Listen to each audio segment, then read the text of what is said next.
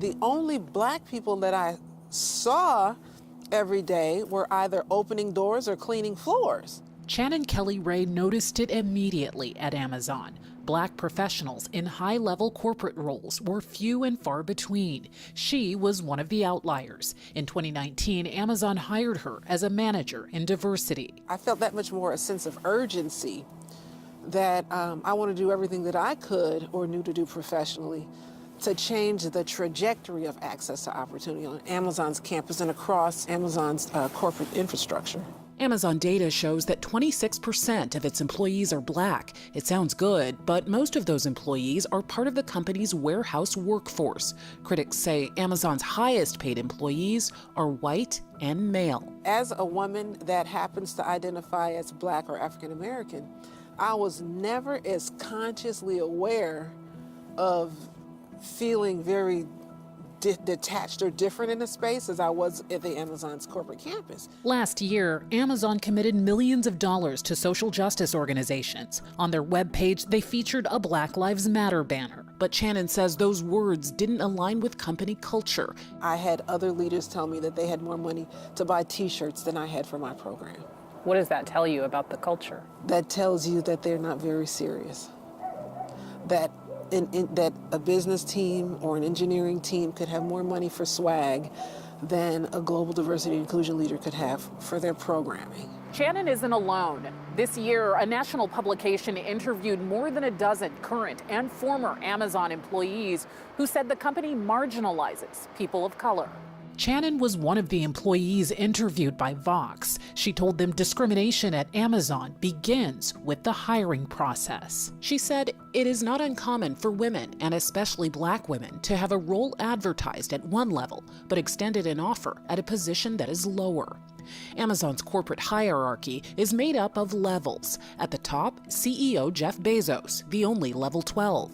At the bottom, level 4 employees who are often straight out of college. Chanin, who had 20 years of experience in diversity and inclusion, says she was qualified to come on board somewhere in the middle as a level 7 employee. Instead, she was hired at level 6. People continued to quizzically ask, why in the world are you at a level 6? She says 2 Amazon vice presidents and a recruiter eventually confirmed that she had been down-leveled, dropped to a lower-paying job. My hiring manager told me, he said, you know what, you are clearly a level 7 in the strongest sense of the word. The cost of down-leveling, losing out on promotions and compensation. An Amazon spokesperson would not discuss whether Chanin was hired at the correct level, but sent a statement saying, "We work hard to make Amazon a company where our black employees and people of all backgrounds feel included, respected, and want to grow their careers. We do not tolerate discrimination or harassment in any form." Since that article was published, I've heard from hundreds of people who are current Amazonians, who are former Amazonians that experience the same thing.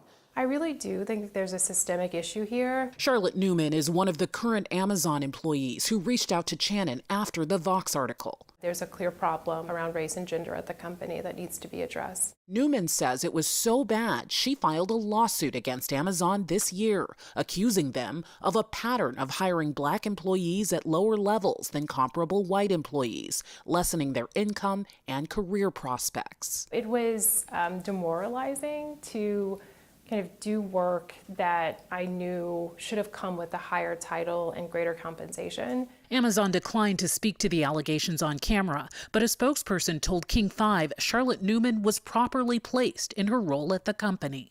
Newman says the discrimination went beyond promotion or pay. Her lawsuit details a business trip with coworkers during which she tried on a black jacket and a colleague told her, quote, "Oh my God, you look like a gorilla."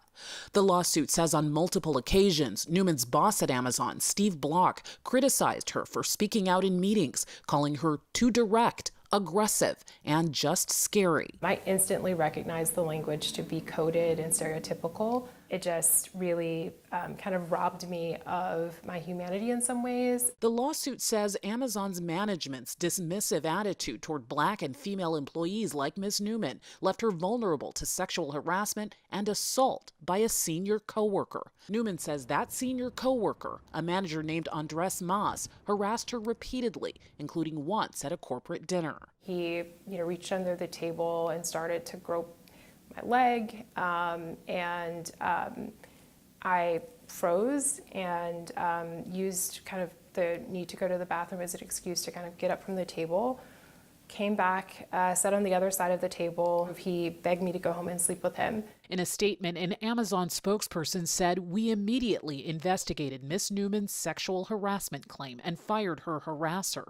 We are currently investigating the new allegations included in the lawsuit." I believe that Amazon could do so much more to protect its employees so that no one else has to experience what I have. Chanin Kelly Rae says change at Amazon must begin at the top, with Jeff Bezos' senior leadership team, known as the S Team. They don't have someone who is familiar with the discipline of diversity management on the S Team. In 2019, Amazon hired Alicia Bowler Davis, the first Black woman to join the S Team in the company's 26-year history.